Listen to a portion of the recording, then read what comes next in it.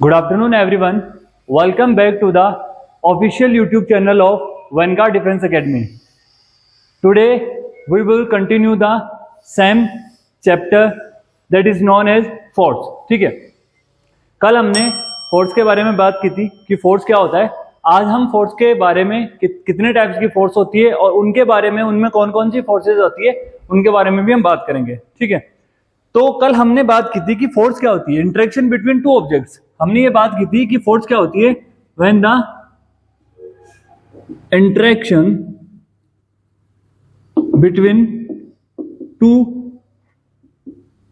Objects, वो क्या arise करती है, अराइजेज फोर्स. ठीक है, तो हमने ये सिंपल सी डेफिनेशन देखी थी कि फोर्स क्या होती है. जब भी दो ऑब्जेक्ट के बीच में इंटरेक्शन होता है तो क्या होती है, फोर्स अराइज होती है. लेकिन मेरा कहने का मतलब ये नहीं है, या फिर हम इसको ये नहीं मान सकते कि अगर जब इंटरेक्शन होगा तब ही फोर्स अराइज हो. नहीं, जब इंटरेक्शन होगा तब फोर्स अराइज होगी, मतलब कि बल उसके अंदर क्या होगा, निकलेगा. ठीक है, बल उत्पन्न होगा जब भी दो वस्तुओं की सतह एक दूसरे से मिलती है या फिर दो ऑब्जेक्ट की सरफेसेस एक दूसरे से कांटेक्ट करते हैं, तो क्या होगा, उसके अंदर फोर्स जनरेट होगी या फोर्स अराइज होगी. अब देखो, फोर्स है ना, दो टाइप की होती है. देखो, एक होती है कांटेक्ट फोर्स, जो कि अभी मैंने बताया कि जब दो वस्तु क्या करेगी, एक दूसरे से टकराएगी. When two objects interact to each other creates और जनरेट फोर्स. तो एक तो होती है कांटेक्ट फोर्स जिसके अंदर कांटेक्ट होता है. ठीक, कांटेक्ट फोर्स. और दूसरी होती है नॉन कांटेक्ट फोर्स. ठीक है, अब देखो, कांटेक्ट और नॉन कांटेक्ट फोर्स के बारे में जानने से पहले मैं तुम्हें यह बताना चाहूंगा कि जो फोर्स होती है, इंपॉर्टेंट चीज देखो बेटा, जो फोर्स होती है, जो फोर्स की स्ट्रेंथ होती है, फोर्स की स्ट्रेंथ, फोर्स की स्ट्रेंथ किस में होती है, उसके मैग्नीट्यूड में होती है. किस में होती है, उसके मैग्नीट्यूड में होती है. Magnitude is the strength of force. हमने दो चीज देखी थी, मैग्नीट्यूड एंड डायरेक्शन. क्यों? क्योंकि वो वेक्टर क्वांटिटी है. ठीक है, फोर्स का मैथमेटिकल फॉर्मुलेशन, फोर्स का mathematical formula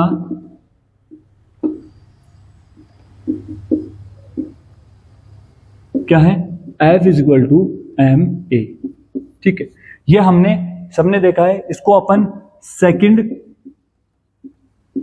law of motion भी बोलते हैं. ठीक है, जिसे किसने दिया था, न्यूटन ने दिया था. ठीक है, और फोर्स को भी किसने बनाया, न्यूटन ने ही इजाद किया था. ठीक, F is equal to M A. ये क्या है, ये फोर्स का मैथमेटिकल फॉर्मुलेशन है जिसके अंदर वेयर F स्टैंड्स फॉर, जहां पे F क्या है, फोर्स, M क्या है, मास. मास मतलब द्रव्यमान, है ना. मास क्या होता है, द्रव्यमान. जो ऑब्जेक्ट होता है उसका एक मास होता है, हर एक ऑब्जेक्ट का एक मास होता है. तो ये M क्या है, यहाँ पे मास है. A is equal to acceleration. क्या है, एक्सीलरेशन, जिसको हम हिंदी में त्वरण बोलते हैं. ठीक है, अब देखो बेटा, force is equal to mass into acceleration. ये क्या है, इसका मैथमेटिकल फॉर्मुलेशन है. अगर हम ये माने कि इसके अंदर जो M है, वो M क्या है, मास होता है. और किसी भी ऑब्जेक्ट का मास, किसी भी ऑब्जेक्ट का द्रव्यमान क्या होता है, कांस्टेंट होता है. वो चाहे किसी भी कंडीशन में हो, चाहे वो किसी भी जगह हो, उसका मास हमेशा क्या होगा, कांस्टेंट होगा. अब इसके अंदर दो चीजें हैं जो वेरी करेगी, इसके अंदर दो चीजें हैं जो वेरी करेगी, और इसमें एक चीज क्या है, कांस्टेंट है. जैसे ये M क्या है, ये कांस्टेंट हुआ. ठीक है, अब जब ये कांस्टेंट होगा तो इसके ऊपर क्या होगा, फोर्स डिपेंड नहीं कर रहा ना. क्यों, जो चीज कांस्टेंट होती है उसके देखो, जो चीज वेरी करेगी, जो चीज बदलाव होगा जिस चीज में, उसी के हिसाब से ही अगली वाली चीज बदलेगी.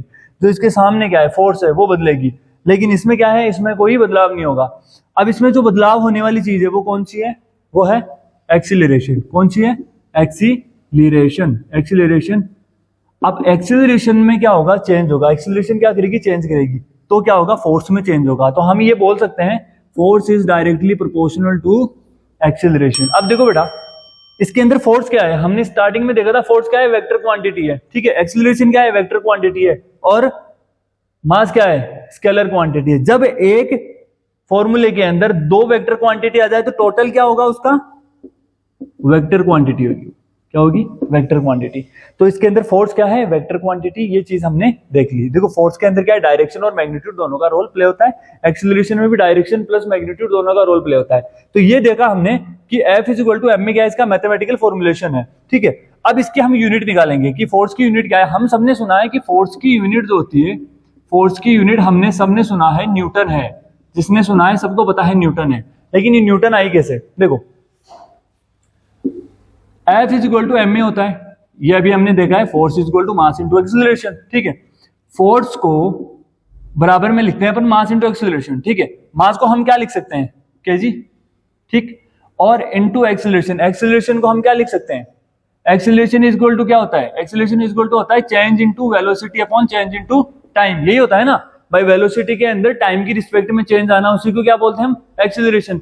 अब यहाँ पे वेलोसिटी क्या है, चेंज है, यहाँ पे टाइम का भी चेंज है, तो वेलोसिटी को हम क्या लिख सकते हैं, वेलोसिटी को हम लिख सकते हैं डिस्प्लेसमेंट, पढ़ा है सबने, डिस्प्लेसमेंट अपॉन टाइम, यही तो होता है change in displacement upon change in time, ठीक है। अब डिस्प्लेसमेंट में चेंज होगा टाइम की रिस्पेक्ट में, उसे वेलोसिटी बोलते हैं। तो वेलोसिटी के देखिए हम अगर ये चीज रखें delta S upon delta T into T, ठीक है, तो इसको हम क्या लिख सकते हैं, टी स्क्वायर। अब यहां से हमारे पास क्या होगा, S upon T square, S upon T square मतलब डिस्प्लेसमेंट अपॉन टाइम का स्क्वायर, और इसी को हम क्या लिख सकते हैं, इसी को हम लिख सकते हैं एक्सीलरेशन, लिख सकते हैं, क्योंकि ये किसके इक्वल है, ए के इक्वल है ना, किसके इक्वल है, ए के।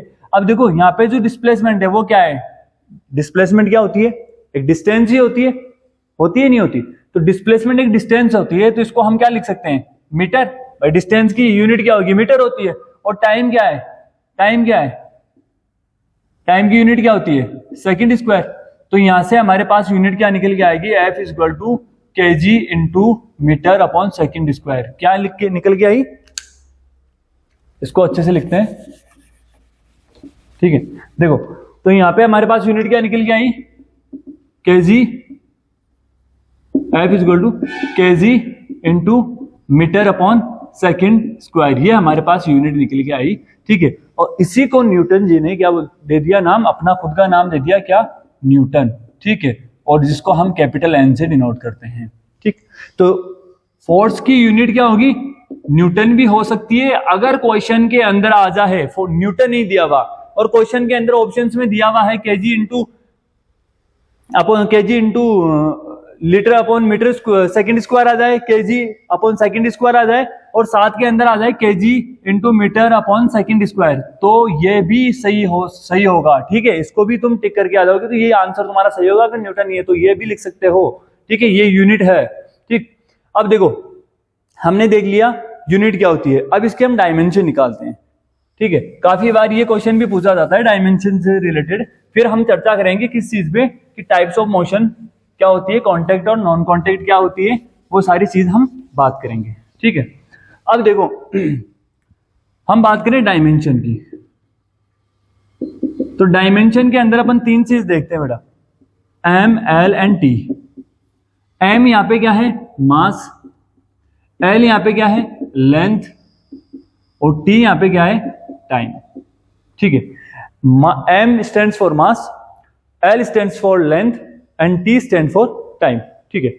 अब देखो हम इसकी निकालने वाले डायमेंशन, कई बार डायमेंशन भी पूछ लेते हैं क्वेश्चन के अंदर कि what will be the dimension of force.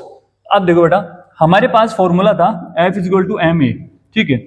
हमने इसकी यूनिट निकाली, मास की क्या होगी, केजी, और इसकी एक्सीलरेशन की क्या थी हमारे पास, मीटर अपॉन सेकंड स्क्वायर, ये थी, ठीक है। ये हमारे पास यूनिट निकल गई, है ना। अब एक चीज बताओ, जो केजी है, केजी यहाँ पे क्या है, केजी यहाँ पे मास है ना, तो इस केजी को मैं कैपिटल एम लिख सकता हूं, भाई केजी क्या है, मास है, तो मास को मैं कैपिटल एम लिख सकता हूं, ठीक है, मैंने कैपिटल एम लिख दिया। मीटर यहाँ पे क्या है, मीटर एक लेंथ ही तो है भाई, डिस्टेंस, तो डिस्टेंस को हम मीटर लिखते हैं, इसकी यूनिट है डिस्टेंस की, तो उसको हम लेंथ बोल सकते हैं, भाई लेंथ ही तो है, डिस्टेंस क्या है, एक लेंथ ही है, ठीक है। तो इसको हम क्या लिख सकते हैं, एल अपॉन सेकंड, टाइम, तो कैपिटल टी। अब सेकंड स्क्वायर है तो इसको मैं स्क्वायर कर दूंगा। अब देखो जब हम, ये टाइम है, ये कैपिटल टी है, इसको मैं ऊपर लेके जाऊंगा तो इसका क्या हो जाएगा, इनवर्स हो जाएगा, होगा नहीं होगा, तो यहाँ पे क्या हो जाएगा, इसका इनवर्स हो जाएगा t-2, ठीक है, mLt-2, और यही क्या होगी इसकी डायमेंशन, ठीक है, ये क्या होगी इसकी डायमेंशन। तो देखो बेटा, फोर्स के बारे में हमने देखा कि फोर्स क्या है, इंटरेक्शन बिटवीन टू ऑब्जेक्ट्स, तो उससे फोर्स अराइजेज होती है, और बिना इंटरेक्शन के भी फोर्सेज होती है, जरूरी नहीं है कांटेक्ट हो तो ही फोर्स हो। उसके बाद में हमने देखा फोर्स की यूनिट देखी, फोर्स की यूनिट क्या है, न्यूटन, ठीक है, और इसकी फोर्स की यूनिट हमने निकाली भी, तो वो क्या है, KG into metre upon second square, ठीक है। फिर उसकी डायमेंशन है, हम डायमेंशन हमने निकाली, डायमेंशन क्या है, m1 L1 और t-2, ठीक है। अब देखो हम बात करने वाले हैं